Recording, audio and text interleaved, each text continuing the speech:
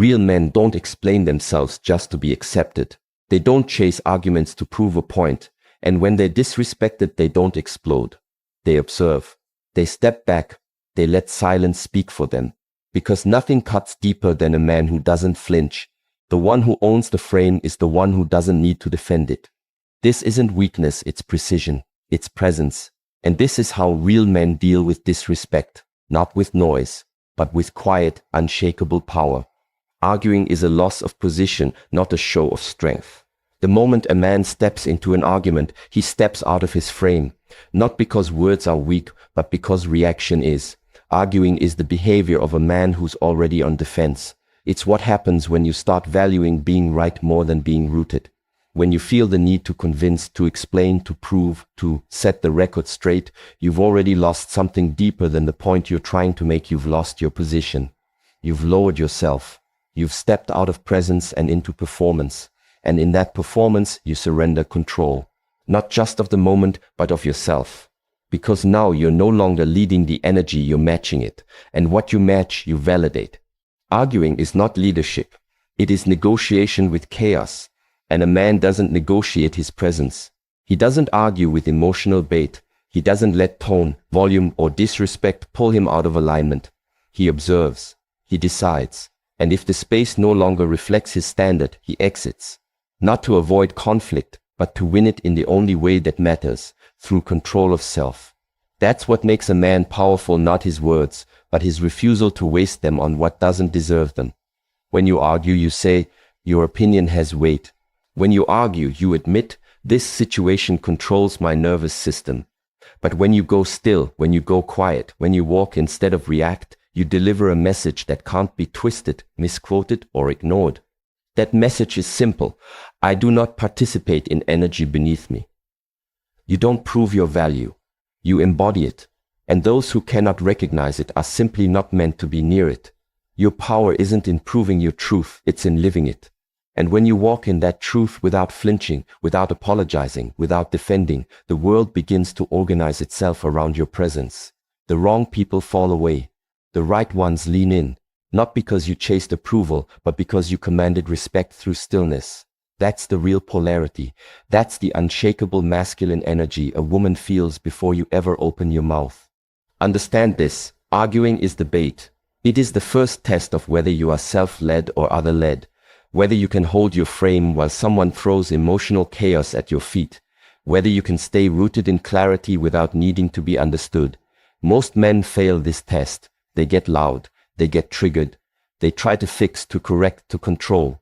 But the man who's done the work, who has structure in his mind and order in his breath, he sees the play before it starts. He doesn't rise. He doesn't explain. He doesn't match noise with noise. He simply leaves the battlefield entirely. Because he knows what every truly powerful man knows. The second you argue, you've made someone else's chaos your problem. You were not born to explain your worth. You were born to walk in it. You don't argue with noise. You remove your energy from it. That removal is power. That silence is weight. That detachment is what makes people think twice before speaking sideways in your direction again. Not because they fear your reaction, but because they know it won't come. That is what makes your presence untouchable. That is what keeps your respect intact, not just in their eyes, but in your own. So don't yell, don't match, don't explain. Just walk, calm, clear, complete. Let the silence carry your message. This is not my battlefield, and you are not my opponent. Silence is your sword. Every man is tested, not with fair challenges, but with bait, with jabs disguised as jokes, with provocations dressed up as questions, with disrespect layered in tone, in timing, in posture. The test isn't what's said, it's how you respond. Because what the world wants, what the insecure crave, is your reaction, your spike of emotion, your defense. You need to reclaim the moment with louder words. But the man who reacts is the man who has already lost. He's been pulled into someone else's rhythm. He's allowed his energy to be directed instead of chosen. That's not leadership. That's submission. And the moment you submit your attention to a disrespectful exchange, you've told the world that your center is negotiable. But there is another way, a rarer way, the way of the quiet edge. The way of the man who has trained himself to see everything but respond to nothing unless he chooses. The man who has felt the heat rise in his chest but does not let it spill through his mouth. The man who can be insulted, misread, disrespected and not blink, not because he is weak, but because he is centered. That man is not cold, he is controlled, and his silence is not absence, it is dominance in its most refined form. Silence is not avoidance, it's not passivity, it's not fear of confrontation, it's the opposite, it's mastery of confrontation. It's understanding that true power is not proven through noise, but through non-reactivity. You don't raise your voice. You don't match disrespect with defense. You don't explain your worth to people who already know they're crossing a line, they just want to see if you'll enforce it. And when you don't take the bait, when you respond with stillness, something profound happens. They are left alone with their own energy. And that silence, it's deafening to the insecure. They fidget, they squirm, they talk more. They fill the space trying to regain rhythm, but you are not moved, and that immovability becomes your most commanding presence. A man who can be still when others lose control becomes the most powerful presence in any room, not because he's intimidating, but because he is unreachable. And that silence, calm, focused, unshaken, is sharper than any retort. It's not retreat, it's not weakness, it's strategy. You look once, you say nothing, you move on. Not because you didn't feel the moment, but because the moment wasn't worth your energy. And that quiet rejection, that refusal to engage, that's what reclaims the frame. That's what shifts the power. That's what commands respect without asking for it. Understand this. Anyone can shout. Anyone can clap back. Anyone can match insult with insult. But that's not strength. That's reaction. And reaction is cheap. It's available to everyone. But silence, controlled, intentional silence, that's rare, that's a discipline, that's a sword too sharp to be seen, only felt. It slices through ego, it exposes insecurity, it says without words, you do not move me, you do not define me, you do not deserve my energy. So carry that silence like a weapon, let it be your edge, let it be your filter, let it be the boundary that no one crosses twice. Don't use it to punish, use it to protect. Use it to preserve your direction, because the man who can remain calm, still, and absolutely unbothered when provoked is not suppressing his fire. He's aiming it, and that's the kind of fire that doesn't just burn, it reshapes the room. So next time you are tested, do nothing. Look once, breathe once, say nothing, move on. Let your silence speak the one truth that words never can. This is beneath my energy, I do not respond, I lead. Walking away is not weakness, it's a dominant decision. Masculine strength isn't proven by how loud you get, how long you stay, or how hard you fight. It's proven by how quickly and cleanly you can walk away from anything that disrespects your peace. The idea that walking away is weakness, that turning your back on chaos makes you less of a man, is a myth sold to keep you emotionally reactive, constantly proving, constantly engaged in games that drain your energy and blur your vision. But true dominance has nothing to prove. It doesn't argue for dignity. It doesn't compete with noise. It doesn't stay where it's not respected. It leaves not to escape, but to elevate. Because when a man walks away not in silence born of fear, but in stillness born of clarity, he sends a message louder than any debate could. A message that says, I don't need this moment. I don't need this space. And I sure as hell don't need your validation. That message doesn't just reclaim your power. It exposes theirs for what it is, conditional, fragile, dependent on your participation. Once you remove your presence, you remove their power, not with confrontation, with detachment, with sovereignty, with the quiet weight of a man who no longer entertains anything beneath his direction. The man who cannot walk away is a man who can be manipulated, who can be baited, who can be kept in toxic cycles by emotional hooks and wounded pride. But the man who can walk, who can exit calmly, completely, and without looking back is the man no one can control. Not because he dominates others, but because he masters himself. He doesn't chase closure. He doesn't beg to be understood. He doesn't stay in rooms just to prove he belongs there. If a space insults his spirit, he exits it, fully, without drama, without negotiation. And that exit, when it's done cleanly, is the highest form of power. Walking away isn't a tantrum. It's not a threat. It's not about punishing someone for their behavior. It's about rewarding yourself for finally seeing clearly. It's about saying, I've outgrown this pattern. I've outgrown this space. I no longer argue in places where I'm disrespected. You don't owe anyone the courtesy of your energy if they've proven they don't value it. You don't owe the moment your voice if it only wants your reaction. You owe yourself your peace, your clarity, and your unshakable standard. And that standard is not reinforced through confrontation. It's reinforced through absence. People understand presence, but they feel absence deeply.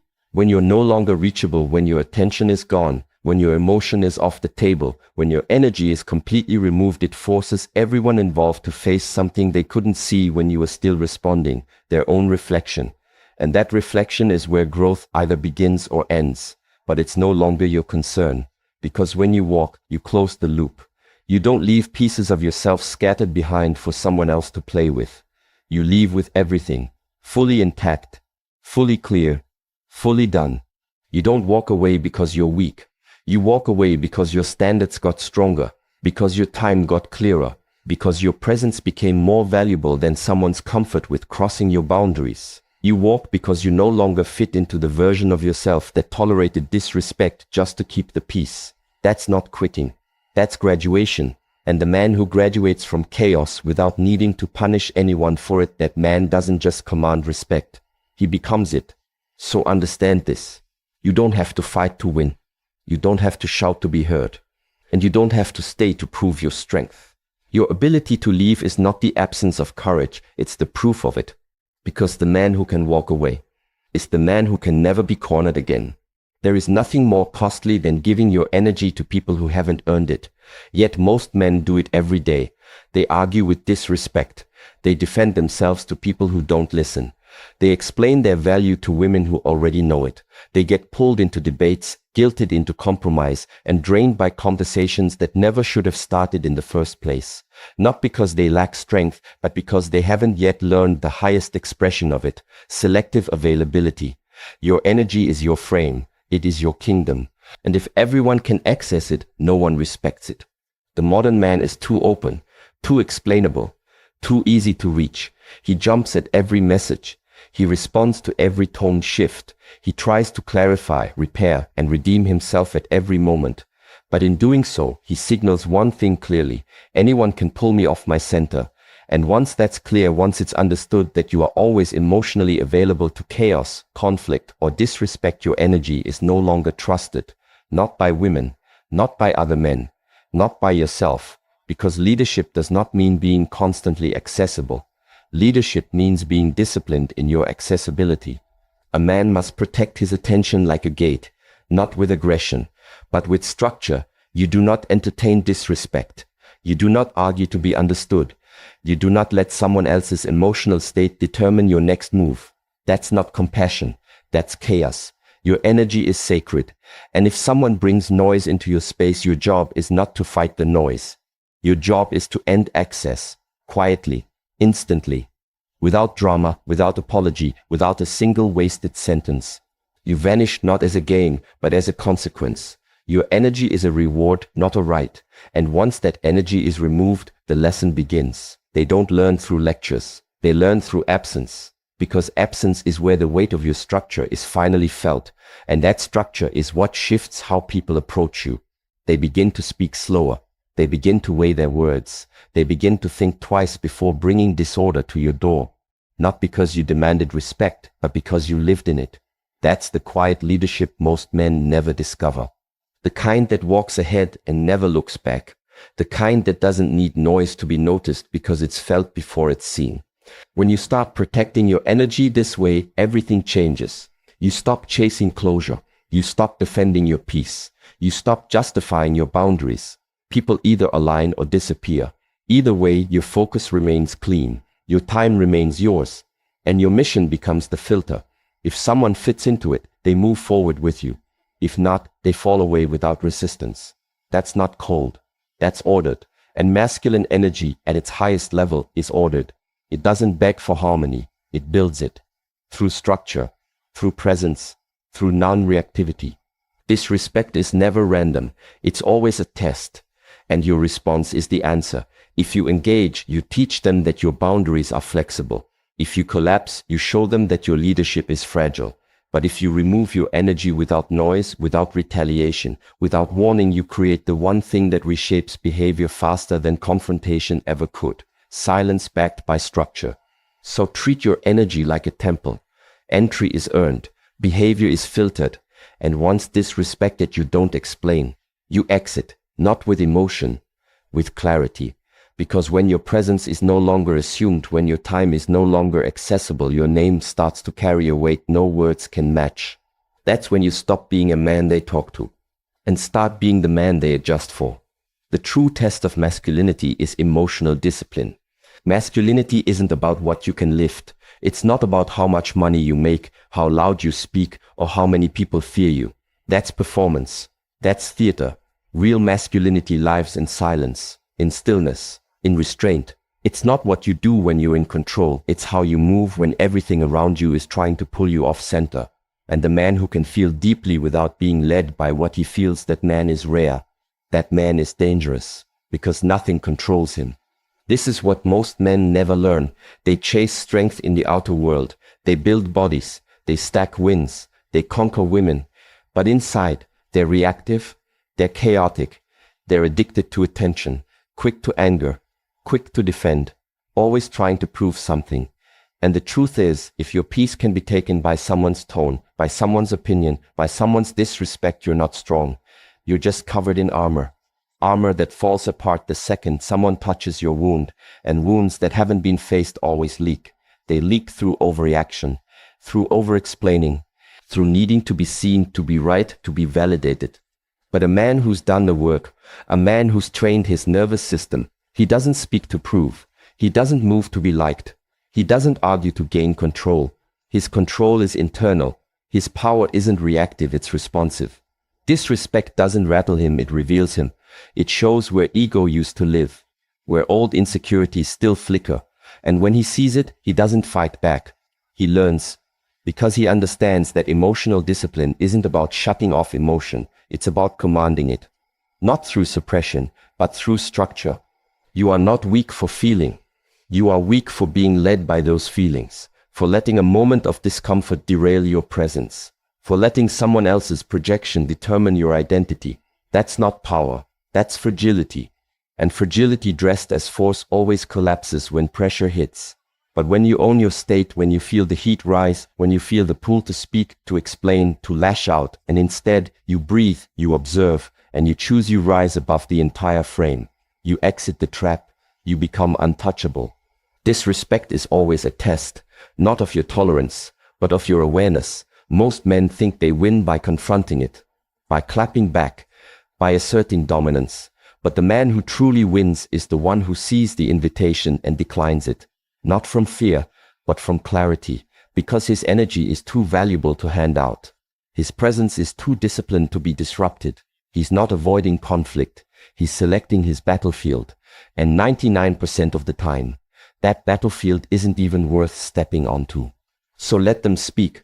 Let them project. Let them stir the pot. Let them drown in their own chaos. You don't move. You don't fold. You don't react. You stay composed, not because you're suppressing, but because you're commanding.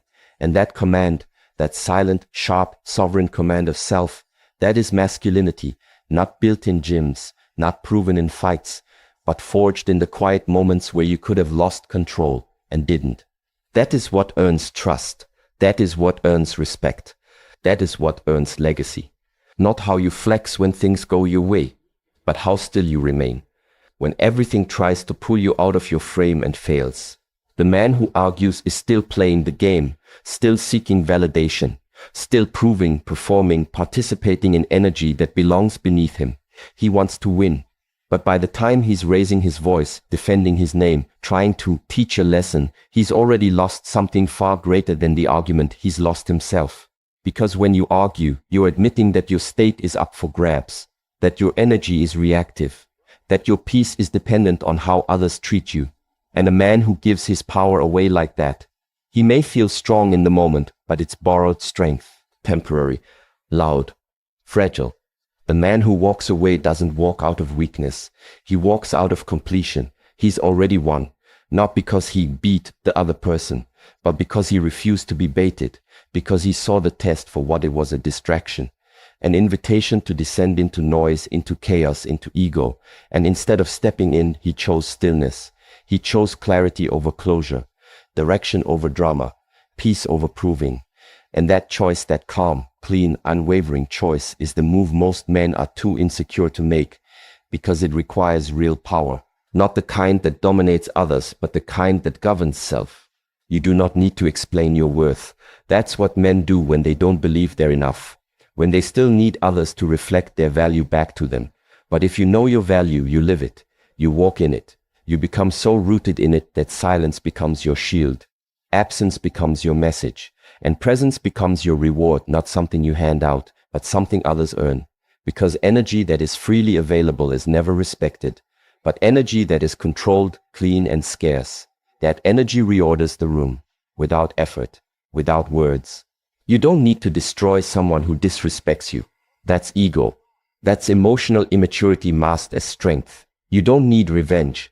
You don't need a louder voice. You don't need to outmaneuver them in front of an audience. You leave. You remove your attention, your presence, your energy. And that absence will teach them everything your words never could. It will expose what they never saw when you were still giving, still explaining, still showing up. Because people don't learn from being told, they learn from what they can no longer touch. We live in a world addicted to reaction, to opinion, to noise. Everyone has something to say. Everyone's in a rush to be heard. But the man who doesn't play that game, the man who speaks little, moves slow, and guards his energy like a king guards his kingdom, that man is felt, not noticed, felt. His calm cuts deeper than confrontation. His restraint hits harder than retaliation. Because his stillness is not empty, it's earned, it's trained. It's the result of knowing that you don't need to control every room, you only need to control yourself. Stillness is rebellion. In a world that rewards chaos, it is the rarest discipline, and the men who master it, they don't just win battles, they end them before they begin. Because you can't fight what won't engage. You can't move what won't flinch. You can't break a man who isn't holding on to anything for you to take. So let the noise rage.